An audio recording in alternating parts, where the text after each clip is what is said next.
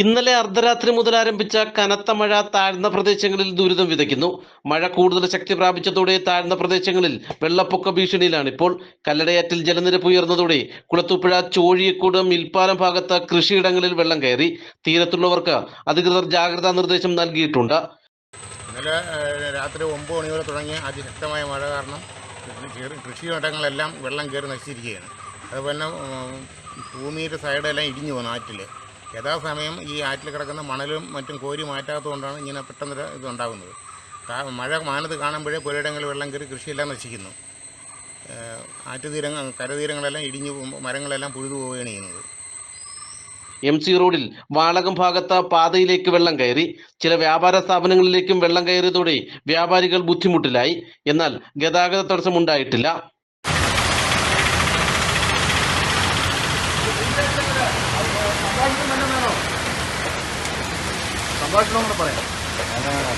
വാളകം മൊത്തം വെള്ളപ്പൊക്കത്തിലാണ്.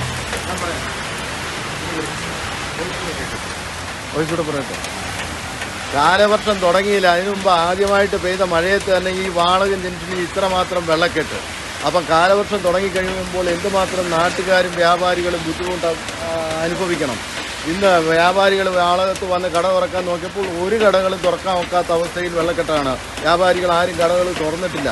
അതുപോലെ ഇന്ന് വാളകം മാർക്കറ്റുള്ള ദിവസമാണ്. മാർക്കറ്റിൽ എല്ലാവരും സാധനമായിട്ടൊക്കെ വന്നെങ്കിലും അവിടെ യാതൊരുവിധ വ്യാപാരങ്ങളും നടക്കുന്നില്ല. എല്ലാ വിഭാഗം ആൾക്കാരും ദുരിതത്തിലാണ്. ഈ റോഡിലെ വെള്ളക്കെട്ട് മാറ്റുന്നതിന് വേണ്ടി സർക്കാരിൻ്റെ ഭാഗത്തു നിന്നും KSDPയുടെ ഭാഗത്തു നിന്നും അടിയന്തിരമായി ഒരു നടപടി ഉണ്ടാകണമെന്ന് വ്യാപാരി എന്ന നിലയ്ക്ക് ഞാൻ അപേക്ഷിക്കുകയാണ്. അലയമൺ പഞ്ചായത്തിലെ ആനക്കുളം മൂർത്തിക്കാവ് ഭാഗത്ത് മരം പിഴുതു വീണ് 3 വൈദ്യുതി പോസ്റ്റുകൾ തകർന്നു.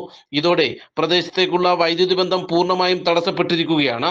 ഇവിടെ മരം വീണ് പോസ്റ്റ് ഒടിഞ്ഞെന്നറിയാതെ എത്തി ഒടിഞ്ഞ പോസ്റ്റിൽ സ്കൂട്ടർ ഇടിച്ചുണ്ടായ അപകടത്തിൽ അക്ഷയ ജീവനക്കാരിക്ക് പരിക്കേറ്റു. മീനുമായി എത്തിയ വാഹനങ്ങൾ ഉൾപ്പെടെ ഇത്തരത്തിൽ അപകടത്തിൽപ്പെട്ടതായി നാട്ടുകാർ പറഞ്ഞു. മഴയും കാറ്റും തുടരുമെന്ന മുന്നറിയിപ്പുള്ളതിനാൽ മലയോര മേഖലയിലൂടെയുള്ള യാത്രകൾക്കുൾപ്പെടെ അധികൃതർ ജാഗ്രതാ നിർദ്ദേശം നൽകിയിട്ടുണ്ട്. നാട്ടുവാർത്ത, അഞ്ചൽ.